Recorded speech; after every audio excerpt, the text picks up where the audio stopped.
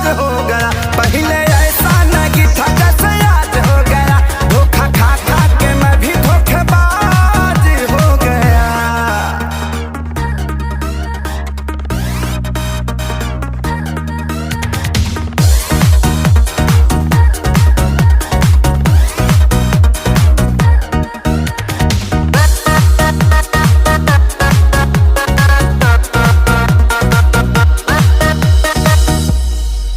लड़के भी लड़कियों को फंसाते हैं, सब पाते ही वो छोड़ जाते हैं। हम अकेले पाते हैं क्या?